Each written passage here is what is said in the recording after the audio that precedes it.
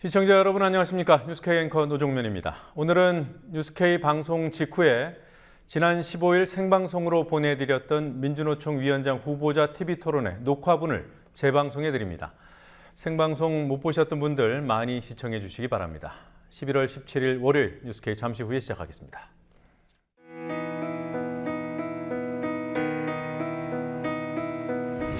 (1960년 4월 19일) 당시 언론은 빨갱이 데모라고 했습니다. 지금 우리는 혁명의 역사로 기억합니다. 1980년 5월 18일 당시 언론은 불순분자의 폭동이라 했습니다. 지금 우리는 독재에 항거한 정의의 역사로 기억합니다. 1987년 6월 10일 당시 언론은 대학생 가두 시위라 했습니다. 지금 우리는 민주주의를 쟁취한 감격의 역사로 기억합니다. 백 없고 돈 없는 노동자, 서민, 학생들이 스스로 타올라 역사를 만들었습니다. 현실은 다시 타오를 것을 요구하고 있습니다. 아니, 이미 타오르고 있습니다.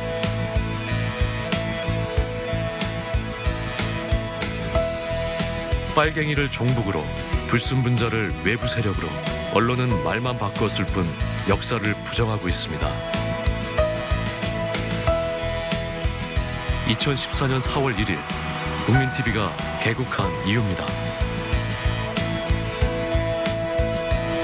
국민TV는 역사를 역사로 기록하겠습니다.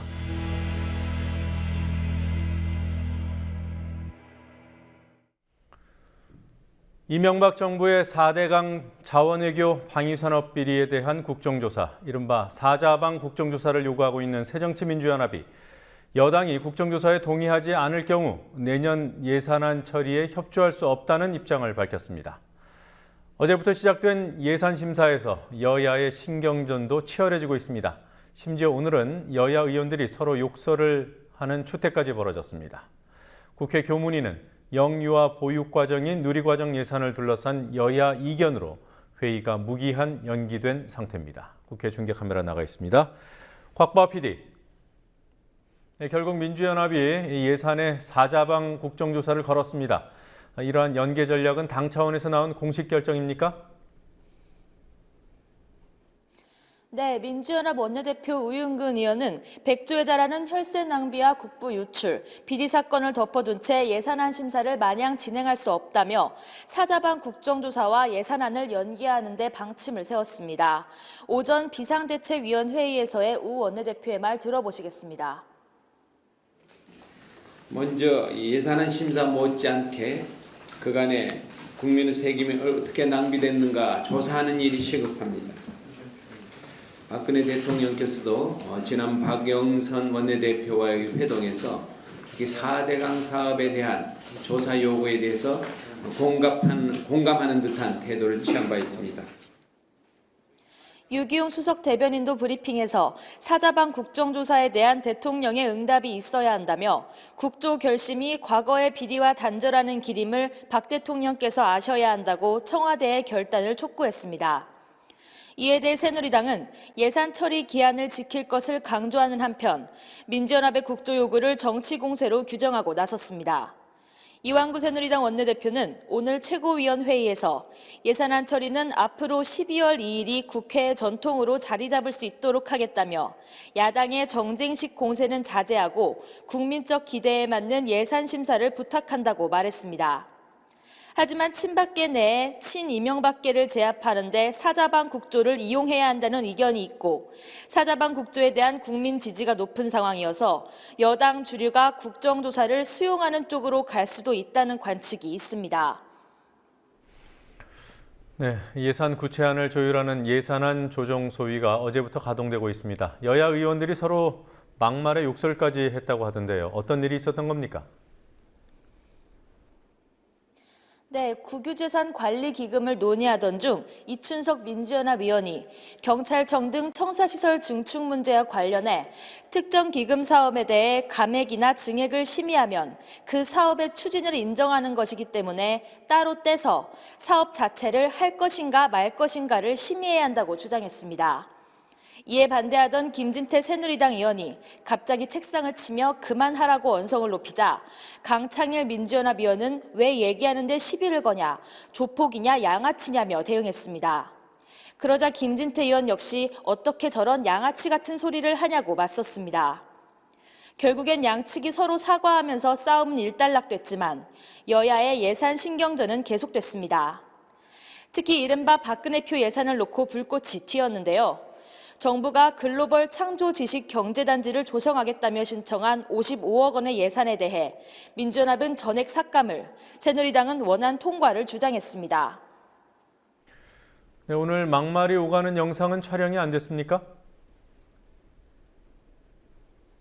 그렇습니다. 예산안 조정 소위는 통상 비공개로 진행됩니다. 하지만 오늘은 기자단의 요구로 통신사 기자 한 명만 들어가서 취재를 진행했고 그 내용을 공유했기 때문에 오늘 영상은 없습니다.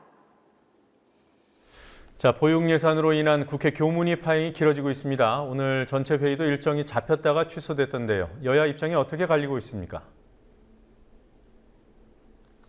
네, 예산 심사 처리 기한을 강조하고 있는 새누리당은 교문위에서 누리과정을 제외한 다른 예산안과 법안을 처리해야 한다고 요구하는 반면 민주연합은 다 같이 해야 한다는 입장입니다.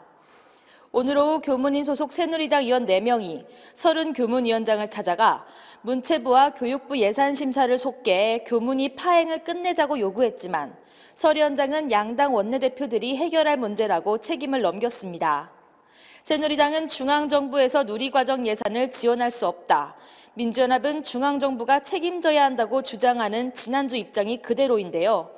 교문위 여당 간사인 신성범 의원은 오전 기자회견에서 누리과정 국고 지원은 현 상태로선 어렵다는 입장을 재확인했습니다. 그 후 야당 간사인 김태년 민주연합 의원도 기자회견을 열고 중앙정부가 부담하기로 한 당초안을 지키거나 지방교육청이 빚을 지면 이자를 정부가 감당하는 등 책임 있는 대안을 내놓으라고 여당에 촉구했습니다.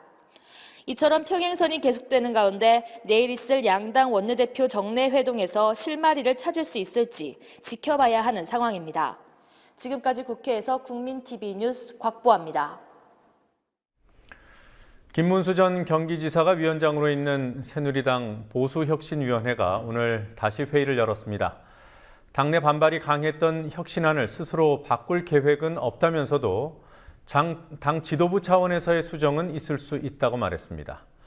출판 기념회 전면 금지나 소위 국회의원 문호동 무임금 원칙을 수정할 가능성을 시사한 김무성 대표의 지난주 발언과 일맥상통하는 태도였습니다. 한껏 움츠러든 보수혁신위원회 모습 영상으로 보시겠습니다. 오늘 공부하는 국회 개혁 그거는 뭐 수정할 거는 뭐 있는지 모르겠는데 일단 우리 이제 소위원회 한 거 요 정도까지 공개하고 나머지는 또 수정할 수 있는지 그것도 들어보도록 하겠습니다. 네. 그 정도 하면 되겠죠? 네. 새누리당 이름으로 나가는 아침에 최고위에서 김무성 대표는 다른 거는 모르겠는데 세계 문제 관해서는 좀 수정을 해보는 게 어떻냐라고 요청했었어요. 뭐 특정 어떤 안에 대해서 얘기하진 않죠. 혁신위가 발표한 내용에 대해서 이견이 있을 경우에 다시 논의를 해서 수정을 만드느냐에 대해서는 더 이상은 혁신위에서 하지 않는다라고 그 일괄 결정을 한 거예요. 그래서 그 세부 안에 대해서는 당 차원에서 논의할 거라고 생각해요. 이제까지 발표된 안에 대해서 다시 혁신위에서 재논의하고 수정하는 것은 없다라는 거. 그런 절차는 없다는 거. 한 건에 대해서 하루 동안 회의를 하고요. 혁신위원회 안이 다시 새누리당이 아니냐? 그것도 아닙니다. 새누리당에 내에는 여러 가지 절차들이 존재하니까요. 의원총회에서 광범위한 의견 수렴 절차를 거쳐서 우리 새누리당 구성원들 간에 공감대가 형성되면 그때서야 이제 비로소 소위에서 나온 안들은 되게 검토안입니다. 또 본회의 저희 전체에서 또 검토를 해야 되고 또 원내 과정을 의원총회 과정 거쳐야 되기 때문에 소위원회 관에서 나온 것을 기사를 시켜면은 굉장히 섣부른 기사가 될 수 있다는 것을 제가 말씀을 드리고 싶습니다. 서울대 새누리당 김무성 대표가 오늘 퇴직 공무원 단체인 전국 공무원 연금 수급권자 총연합회라는 단체의 대표들을 만났습니다. 현직 공무원들이 주축인 단체 대표들과의 일주일 전 만남은 30분 만에 파행됐지만 오늘 퇴직 공무원들과의 만남은 파행을 빚지는 않았습니다. 김무성 대표는 모두 발언을 통해 공무원의 애국심을 강조했고 퇴직 공무원 단체 대표는 만나주어서 고맙다는 말을 했을 뿐 면담 내용은 비공개로 했습니다. 오늘 면담은 공무원이 여당을 설득한 자리라기보다는 여당이 관련 당사자들을 설득하는 모양새를 만든 자리에 가까웠습니다. 영상으로 보시겠습니다. 공무원 연금 개혁은 피할 수 없는 시대적 과제입니다. 지금 하지 못하면은 미래 세대는 재정 파탄에 허덕이게 될 것입니다.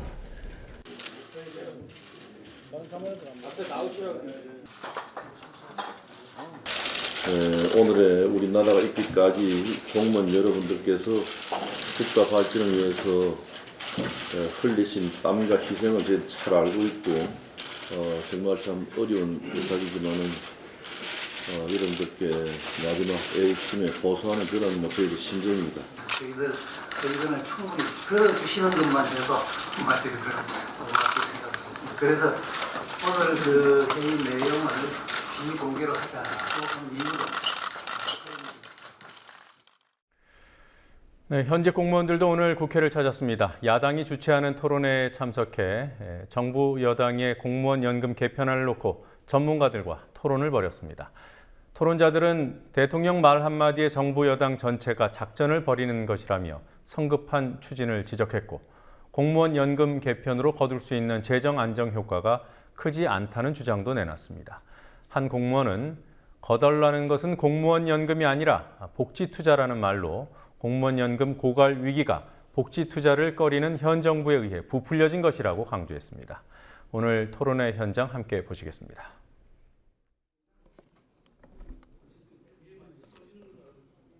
마치 대통령 말 한마디에 158명의 정부 여당이 군작전 하듯이 법안을 제출하는 건 민주국가에 있을 수 없는 일이다.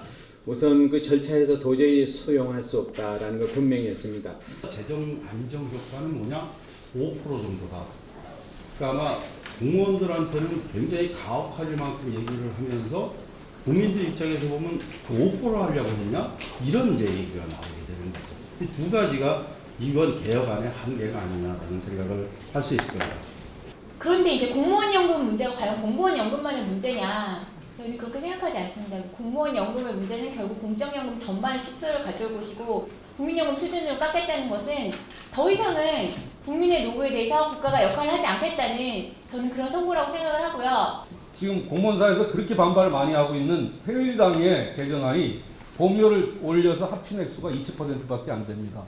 그 개혁안이 나와도 매년 최소한 10% 이상의 보험료가 부족하고 그건 세금으로 메꿔야 된다는 게 우리 공무원연금이 처한 현실입니다.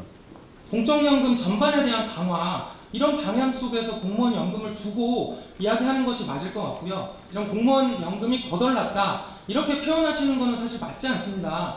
거덜난 것은 이 복지에 대한 정부의 투자 자체가 거덜난 것이고 이 정도 수준을 신혼부부 임대주택을 늘리자는 새정치민주연합의 제안을 두고 여야가 공방을 벌이고 있습니다. 새누리당은 마구잡이식 무상복지라고 공격하고 있고 보수 언론들은 무책임한 허경영식 공짜복지라고 비판합니다. 여론이 심상치 않게 돌아가자 민주연합은 임대주택 늘리자는 것을 공짜복지로 매도하고 있다며 박근혜 대통령의 행복주택 공약과 다를 바 없다고 반격에 나섰습니다. 오늘 새누리당 최고위원회에서의 김무성 대표 발언, 그리고 민주연합 비상대책위원회 반론들을 차례로 보시겠습니다. 저출산 문제 해결을 위해서는 야당이 제시한 신혼부부 임대주택 지원과 같은 선심성 포퓰리즘 정책을 추진하는 것보다는 복합적인 저출산 원인에 접근하는 근본적이고 장기적인 노력이 필요합니다. 우리 당 홍정아 의원을 중심으로 한 신혼부부에게 집 한 채를 포럼이 출범했습니다. 임대주택을 늘리자는 것인데 새누리당은 공짜 무상 단어를 더 씌워서 매도하고 있습니다. 무상에 묵자 한자도 나오지 않았을 것을 뻔히 알면서도 공짜다 무상이다 왜곡하는 것은 전형적인 정치 공세의 일환이라고밖에 볼 수 없습니다. 이것은 주택기금 104조 원을 일부를 활용해서 임대아파트를 지어 신혼부부에게 저리로 임대를 하자는 건설적인 정책입니다. 만약 정부 여당에서 이것을 비난한다고 하면은 박근혜 대통령의 지난 대통령 선거 공약 행복주택 20만 원은 무엇입니까? 새누리당이 이렇게 뭐만 나오면은 공짜냐 무상이냐 비난하기 전에 박근혜 대통령의 행복주택 20만 원 공약을 어떻게 지킬 것인가 대통령에게 한번 큰 소리 질러주기를 바랍니다. 오히려 신혼부부 임대주택은 보편복지나 무상과는 전혀 거리가 멉니다. 형편이 좋은 신혼부부는 제외하는 선택적 복지고 무상은커녕 꼬박꼬박 50만 원 상당의 월세를 내야 합니다. 정책의 이념으로 대응하는 것은 책임있는 집권 여당의 자세가 아닙니다. 새누리당과 정부의 책임있는 자세를 요구합니다. 정책에는 정책으로 당당하게 응답하기를 바랍니다.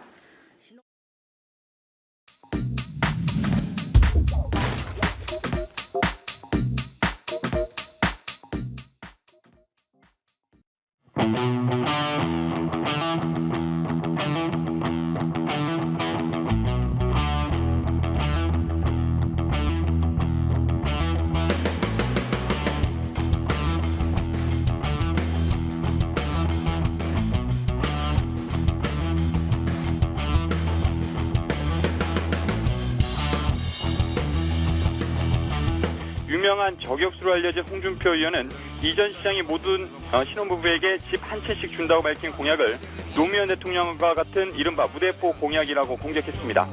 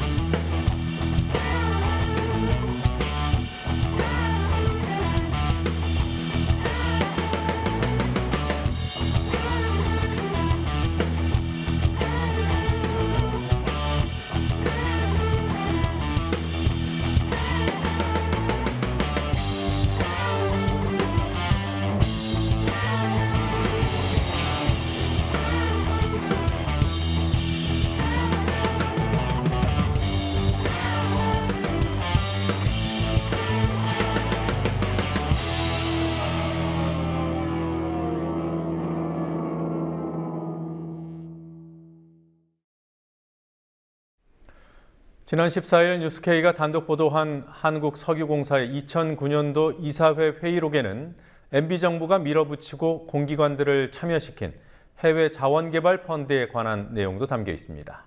당시 이사회 회의록을 보면 석유공사는 굳이 왜 참여해야 하는지 상당히 고민하고 있다면서도 1,000억 원의 투자를 결정한 사실을 확인할 수 있습니다.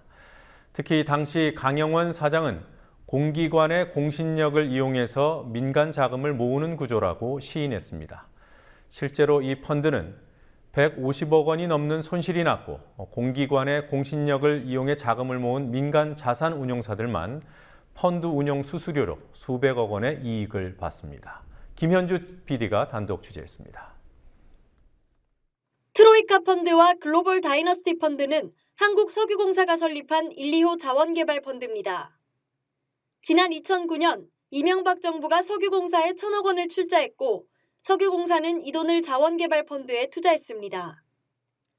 새정치민주연합 부자현 의원실을 통해 확인한 석유공사의 제359차 이사회 회의록을 보면 석유공사는 유한책임사원으로 펀드 투자에 참여한다고 적혀 있습니다.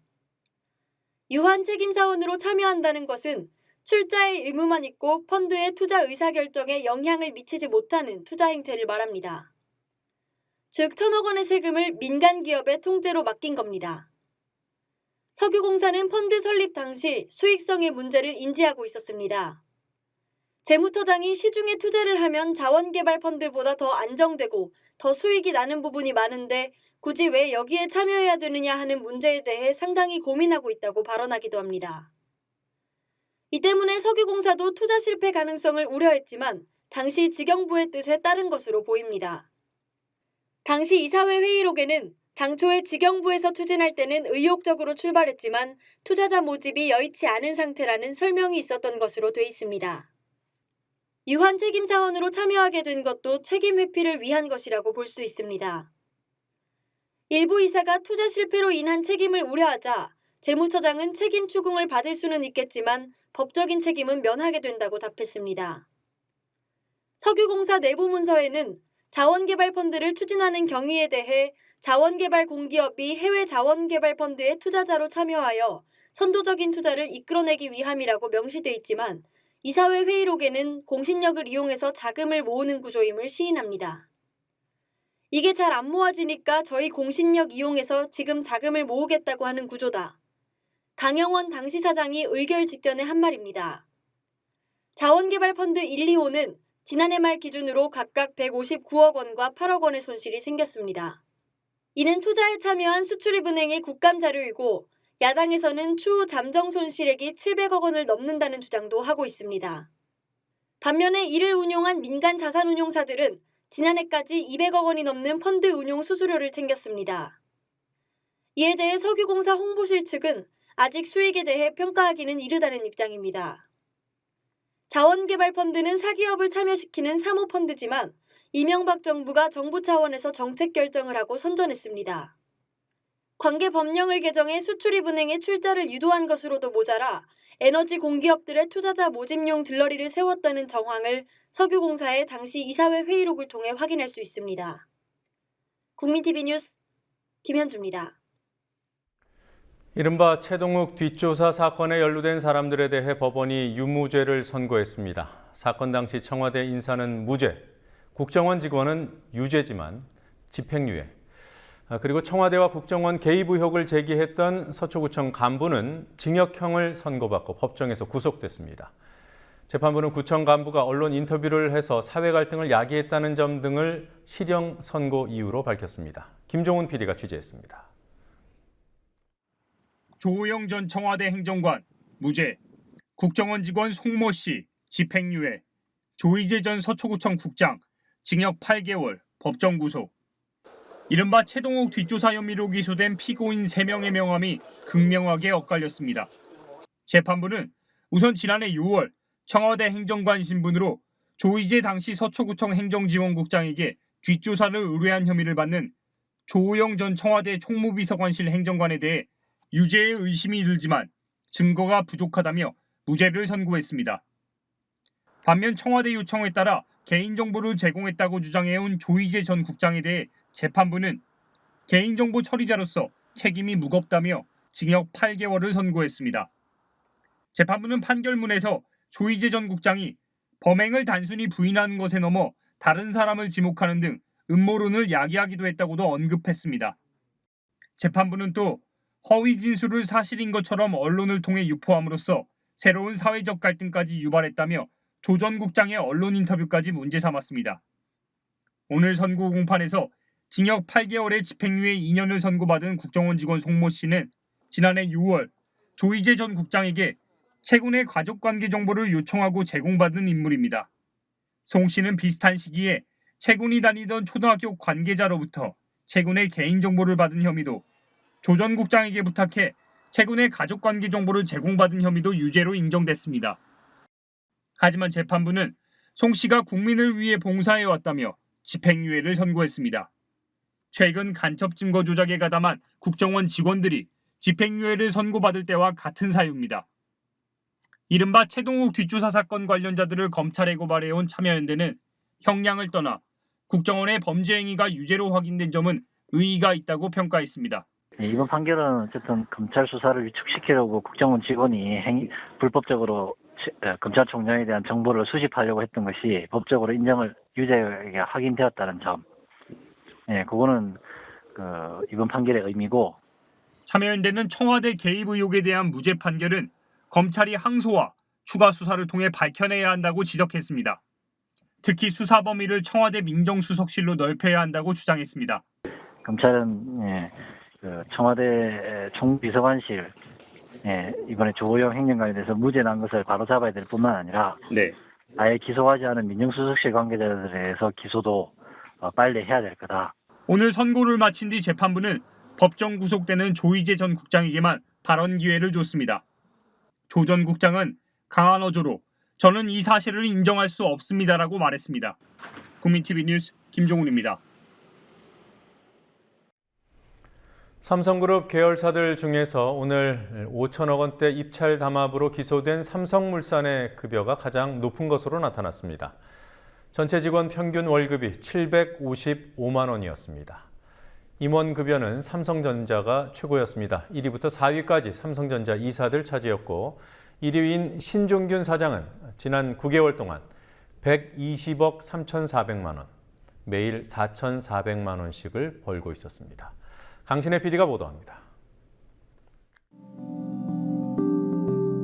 삼성그룹 주요 계열사 15개 가운데 월급이 가장 많은 곳은 삼성물산이었습니다.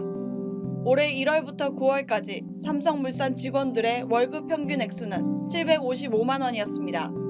그 다음은 삼성토탈 700만 원, 삼성정밀화학 689만 원으로 2, 3위를 차지했고 678만 원을 주는 삼성전자와 삼성생명이 네 번째였습니다. 이 밖에도 삼성엔지니어링, 삼성테크윈, 삼성 SDS, 삼성 SDI, 삼성화재, 삼성증권이 600만 원이 넘는 월급을 지급하고 있습니다. 삼성카드, 삼성디스플레이, 삼성전기, 삼성중공업의 월급은 500만 원대였습니다. 그룹 주력사인 삼성전자의 월 평균 급여가 4위에 그친 이유는 연말 성과급이 반영되지 않았기 때문이라는 분석이 나옵니다. 성과급까지 반영한 지난해 순위는 삼성전자가 850만 원으로 1위였고 삼성토탈, 삼성물산, 삼성정밀화학 순이었습니다. 삼성그룹의 등기이사들이 지난 9개월 동안 받은 총 급여 수준은 삼성전자가 압도적으로 높았습니다. 삼성전자의 등기이사들은 1인당 평균 60억 원을 받았습니다.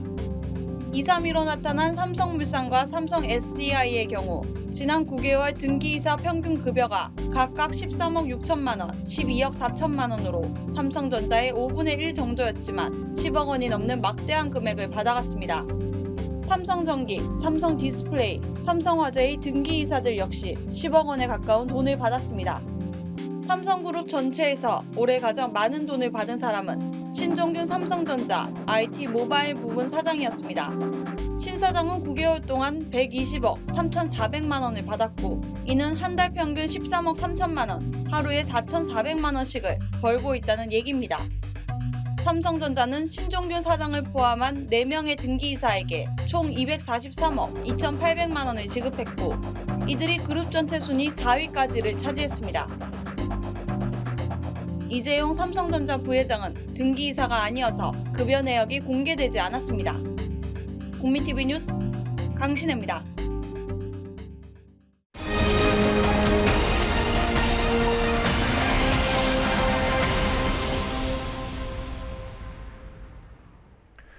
세월호 참사 대책으로 내놓은 정부의 이른바 관피아 방지법에 대해서 주무부처 장관이 재검토를 주장해서 논란이 되고 있습니다. 야당은 정부의 관피아 척결 의지에 의문을 내보이고 있습니다. 노지민 PD와 함께 얘기 이어가 보도록 하죠. 어서 오십시오. 안녕하십니까. 안전행정부예요. 이미 내놨던 정부안을 안행부 장관이 재검토해달라 이렇게 요청을 했군요.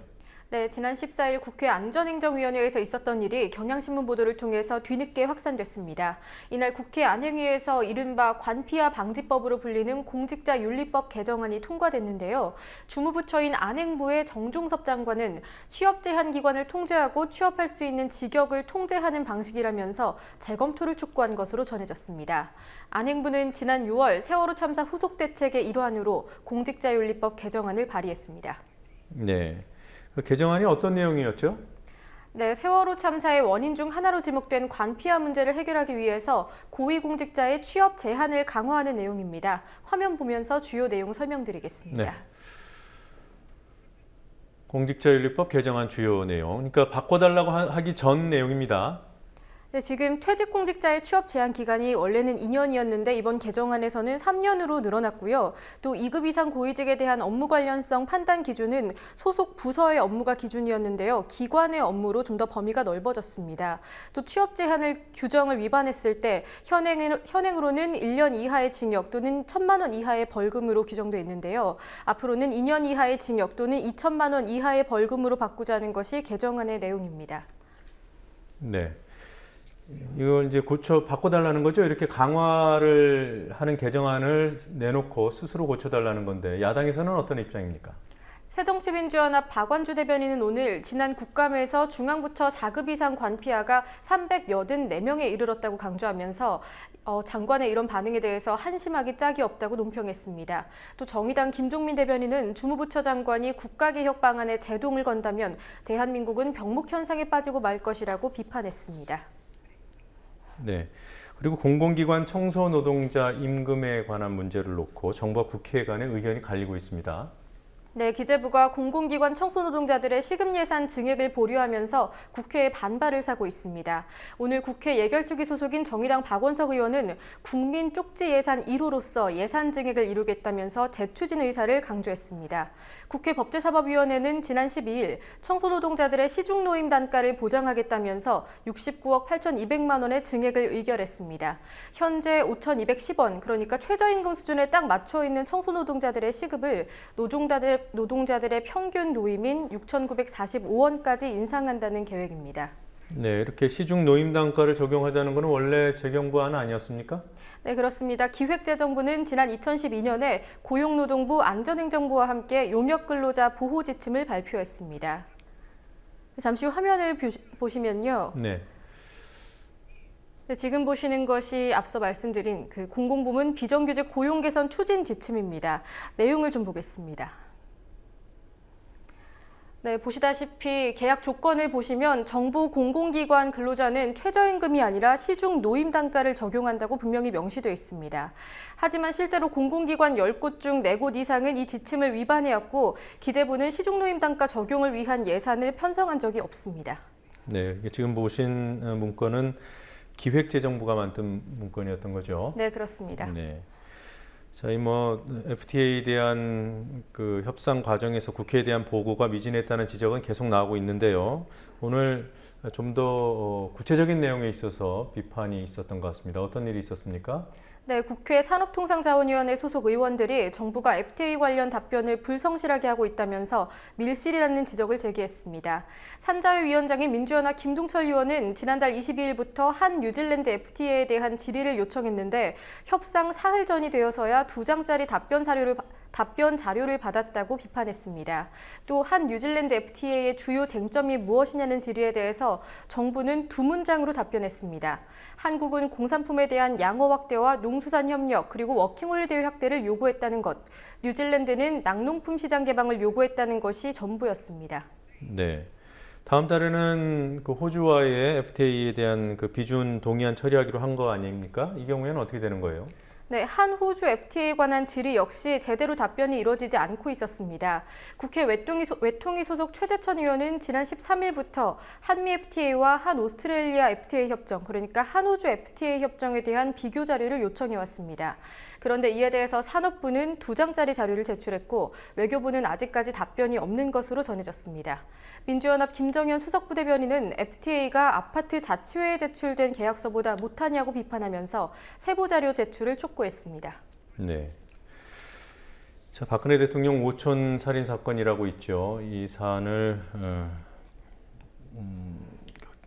주진우 기자가 보도를 했다가 네. 계속 검찰이 기소를 하고 수사가 이어지고 재판이 이어져 왔습니다. 오늘 구형이 있었어요? 네, 오늘 서울고등법원에서 열린 항소심 결심 공판에서 주진우 시사인 기자에게 징역 3년, 그리고 이 사실을 이 보도를 낙곰수에서 또 같이 알린 것으로 기소된 김어준 딴지일보 총수에게는 징역 2년이 구형됐습니다. 주 기자와 김 총재는 지난해 10월 국민참여재판으로 진행된 1심에서는 무죄를 선고받았는데요. 하지만 검찰은 국민참여재판으로 진행된 1심 판결의 공정성에 대해서 감성재판 등 문제 제기가 있었다면서 이들은 허위사실 유포로 특정 대선 후보의 가족을 반인륜적 폐륜범으로 치부했다고 강조했습니다. 주 기자와 김 총재에 대한 항소심 선고는 내년 1월 16일에 있을 예정입니다. 네, 오늘은 검찰이 구형한 것이고, 네, 그렇습니다.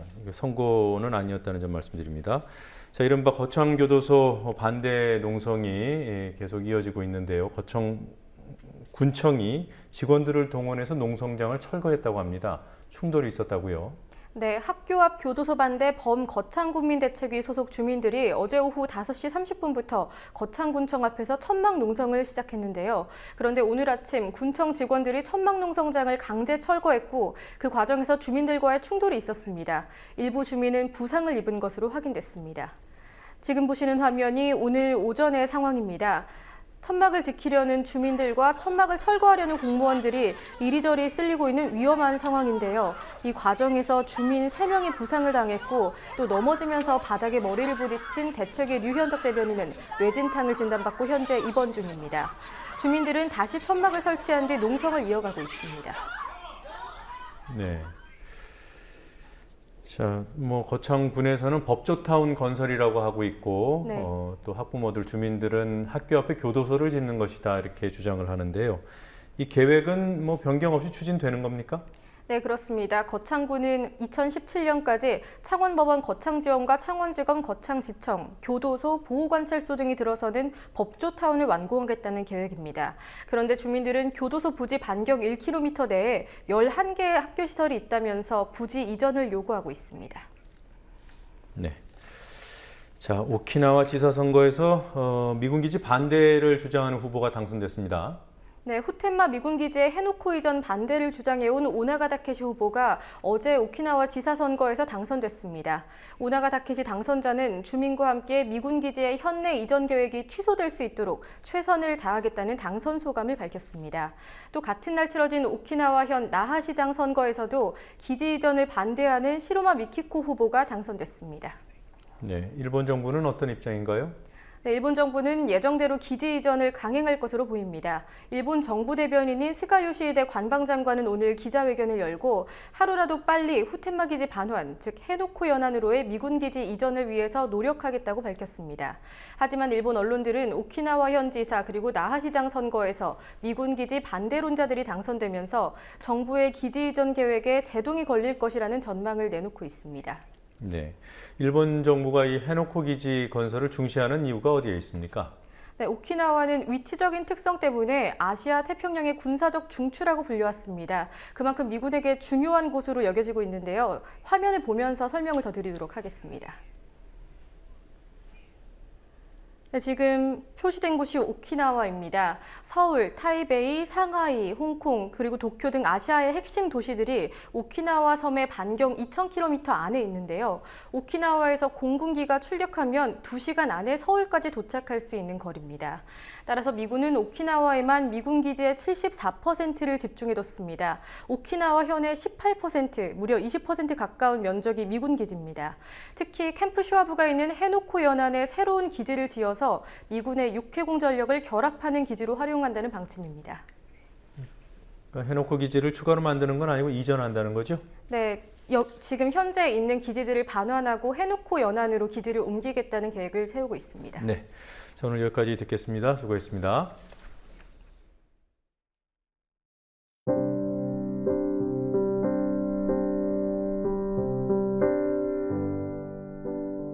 세상은 우리들을 쏟아져 버린 곡식처럼 흩어놓으려고 듭니다. 무소의 뿔처럼 혼자 가는 건 저를 살피고 존재를 궁구할 때만입니다. 나머지는 함께가 옳지요. 고립을 꿈꾸는 짐승이 어디 있겠어요? 그건 죽음 직전에나 만나게 되는 거지요.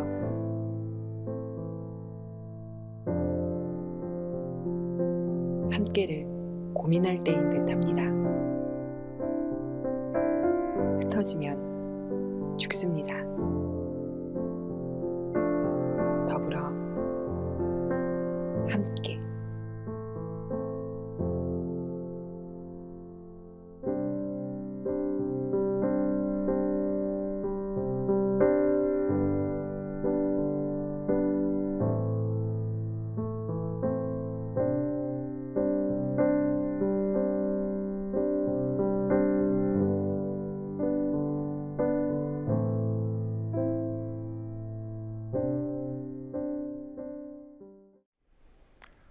앞서 보도해드린 대로 삼성그룹 주요 계열사들의 급여 수준이 공개됐습니다. 삼성물산이 최고였습니다. 소위 잘 나가는 삼성 계열사들 사이에서도 우열은 있습니다. 대체로 생산직 노동자 비율이 높은 회사들 급여가 낮았습니다. 공식적으로는 삼성 계열사가 아니지만 사실상 삼성 계열사로 분류되기도 하는 곳의 급여는 훨씬 낮습니다. 2005년 엑스파일 사건 때 삼성과 이건희 회장에게 면죄부를 줬던 검찰, 노회찬 전 의원이 그때 삼성 계열사라고 했던 주식회사 검찰 말입니다. 삼성 계열사인데도 급여가 낮으니까 삼성이 따로 떡값을 챙겨줬겠구나 이런 생각도 듭니다. 그런 검찰이 오늘 삼성물산의 5천억 원대 입찰 담합을 기소했습니다. 물론 공정거래위원회가 수사 의뢰한 사건이고 불구속 기소였습니다. 더욱이 지난 4일 건설사들이 무더기로 먼저 기소될 때 삼성물산만 기소에서 제외돼 비난이 일었다는 점도 고려하면 검찰을 이번 건으로 삼성 계열사에서 배제할 이유는 없어 보입니다. 오늘 삼성물산 담합 기사 꽤 많이 나왔습니다. 하지만 삼성의 우호적인 기사가 훨씬 많았습니다. 뉴욕 투자 설명회를 앞둔 삼성전자의 성장 잠재력을 홍보해주고 갓 상장한 삼성 SDS의 목표 주가가 거래가의 2배라고 선전해주고 심지어는 신입사원 전공 계열 분석 기사까지 수십 건이나 나왔습니다. 언론들이 보기에도 삼성이 본사고 검찰은 계열사인 모양입니다. 뉴스K 마치겠습니다. 내일 뵙겠습니다.